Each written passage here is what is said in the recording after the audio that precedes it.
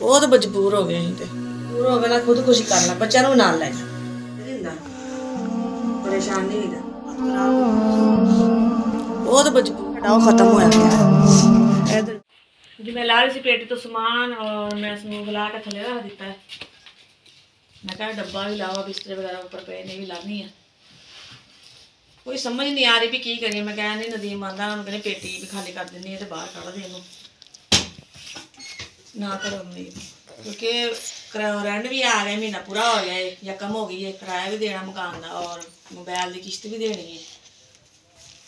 मकान वाला आया सी कहता भी भाई किराया दवो।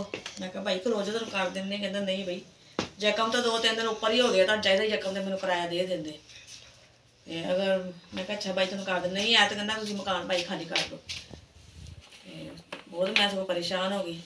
मैं कहा और तो कोई समझ नहीं आ रही कोई काम मिलता नहीं पाया जिवें जाता वा काम मिलता नहीं होवे वापस आ जाता परेशान हो जाता। मैं कहा मंजियां 4 पईयां 2 पईयां लोहे वाले पईयां और कहनी भी दे आ तो पेटी खाली कर देनी है जोड़ा मेरा समान है वा क्योंकि समान किहड़ा है वा बर्तन वगैरह मेरे वो है कोई नहीं जो जो बाहर इस्तेमाल ले है कोई वड्डी चीज़ हो बंदा कहे भी चल आ बेच के चलो गुजारा कर ला मैं भी किश्त भर ला या मकान का रेंट भी दे देवां। फिर ये भी सोचती हाँ भी अगर पेटी भी दे देंदी मंजियां भी तो फिर भी किश्त का ना होना गुजारा दे दी जानी है ना किश्त के पैसे तो ना आप ही दिता जाना वा किराया मकान का रेंट क्योंकि ਇਹਦਾ भी की मिलना वा कुछ भी नहीं देना अगलिया ने लोहे के भा लैने कबाड़ियां ने। नदीम आए बाहरों मैं कहना उन्होंने सलाह करदी है पुछदी है की करना। मैं कह रही पेटी खाली कर कढ़ देवां क्योंकि तुसीं गए ना काम का पता करन के मकान वाला आया सी कहंदे भाई किराया दवो। मुझे कोई समझ नहीं आई। मैं कहा मेरा 2 मम्मियां पेटी और तो कोई समान है वेच के वेख लो जो गुजारा होंदा वेचन का मसले हल हो जाएंगे। वेचन का मसला भी नहीं हल वो मैं देखन नहीं भी किराया भी देना वा नाल ही जी मोबाइल की किश्त आ कहता भाई 2-3 दिन उत्ते हो गई कम तो पता नहीं चंगा कि माड़ा सही है चलो अगे किराया भरना बिल भरना घर का खाण पीने की समझ आती नहीं वादी जिम्मेवारी पै गई है। आज तो चलो असं पेटी वेच दें तू की कर लेंगी पेटी वेच के दस अगे बड़ा समान बनाया जो पहले बीमार होया सारा कुछ उदों वेच गया ठीक है हूँ आ जरा बचा खुचिया ये वेच अज ये वेच के गुजारा कर रहे कल फिर मैनू वेचगी समझ नहीं आनी देख हालात खराब होने किधर जाइए। एक महीने बाद यदा भी पैकेज लवा के दईए वो बाद जनाब की कहते जी भरो मकान का भी करो किराया फिर घर का खाण पीन ते घर की रोटी नहीं पूरी होने डई। हाँ फिर दसो लोग की करना होगा कहता की करना वही किराएदार और किश्त का एडा हालात खराब है कि बंदा वैसे खुदकुशी कर लगे जो हालात ने नहीं ये खुदकुशियां करना मसले हल हो जाते एडा भी बंदा की मजबूर होंदा खुदकुशियां के मसले हल नहीं होंगे सगों टेंशन बन जांदियां थोड़ी टेंशन बनी होंदी अज किहड़ा सौखा पिया मरना भी सौखा हो जाना होंदा।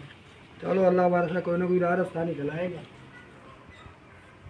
अल्लाह पाक मेहरबानी करूगा ये मसले हल नहीं होंगे कदों अल्लाह ताला साड़ी भी सुनेगा कदों कोई बेहतरी होएगी। नहीं असीं हुण घर का समान देखते हैं हुण इकरा मनीब छोटे आ की सोचणगे कि साडा माँ प्यो जो तंगी गुरबत आंदी है कुछ करते कल वो भी सबक हासिल करनगे।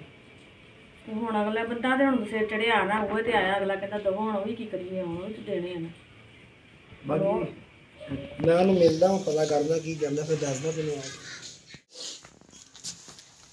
हालात एडे खराब है कि बस हुण की करिए घर का समान बेचना पैना किराया देना मकान का उधरों मोबाइल का किश्त देनी है। मकान वाला आया कहता भाई तुसीं किराया दवो 4-5 दिन हो गए तुहाडे उत्ते हो गई है कम तो इन्नी बस परेशानी ते जांदा रोज़ काम लभन जांदा आ जांदा वा काम ही नहीं मिलता है कि साडी हुकूमत उहो जी है गरीबां दा ख्याल ही नहीं करती।